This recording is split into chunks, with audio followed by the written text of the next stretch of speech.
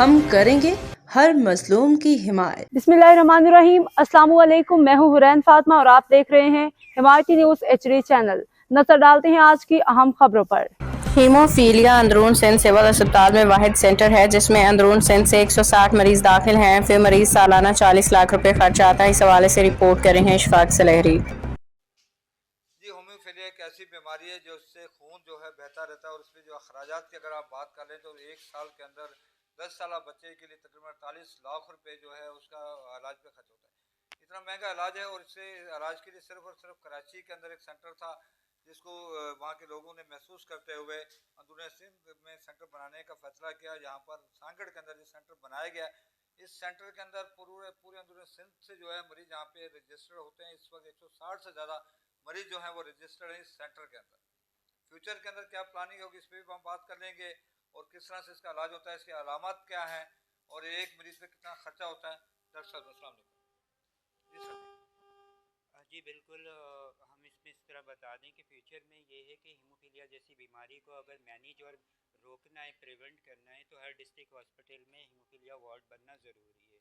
Future में हम लाड़काना, सक्खर और मीरपुर खास में भी सेंटर बनाना चाहते हैं।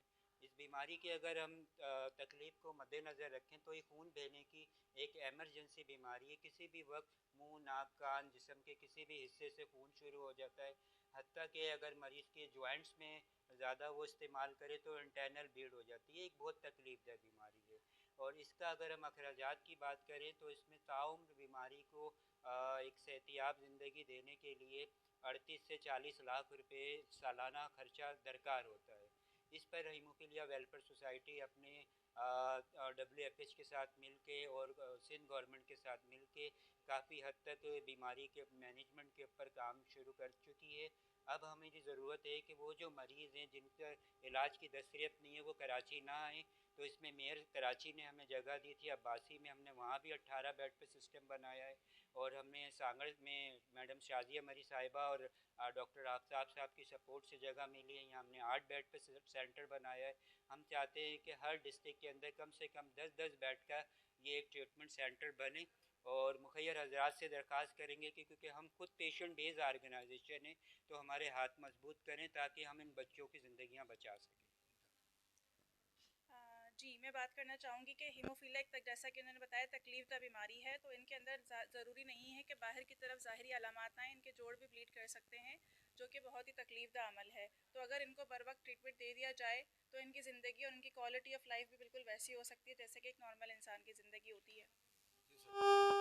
जनाब बहुत शुक्रिया, आपने हमें वक्त दिया और इंशाल्लाह हम कोशिश कर रहे हैं कि हम आगे बढ़ें, मरीज़ों की खिदमत करें और इंशाल्लाह हम कर रहे हैं और करेंगे भी।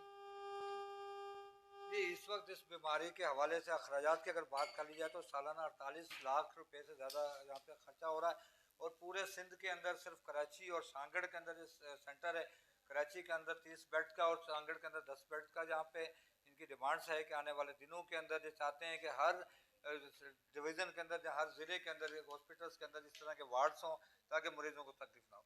इनका ये भी कहना है कि आने वाले दिनों के अंदर सक्खर रीजनल के अंदर भी ये बहुत जल्द इस तरह का सेंटर बना जा रहे हैं ताकि पंजाब और सिंध के जो मरीज़ हैं गोटकी डिवीज़न के या सक्खर डिवीज़न के या रेमजा खान डिवीज़न के, वो उनको तकलीफ़ ना हो, कराची ना आना पड़े या लाहौर ना जाना पड़े, उसके लिए वो वहीं पे ये बना रहे हैं। मुखिर हज़रात से भी उन्होंने डिमांड्स की है कि वो इनकी मदद करें ताकि इससे ज़्यादा से ज़्यादा सेंटर बन सकें और मरीज़ों को ज़्यादा से ज़्यादा बेहतर से बेहतर सहूलत फराम की जा सके। कैमरा टीम के साथ इशफाक सुलैरी, सांगड़। अब तक के लिए इतना ही। मजीद खबरों और अपडेट से बाखबर रहने के लिए देखते रहें हिमायती न्यूज़ HD चैनल।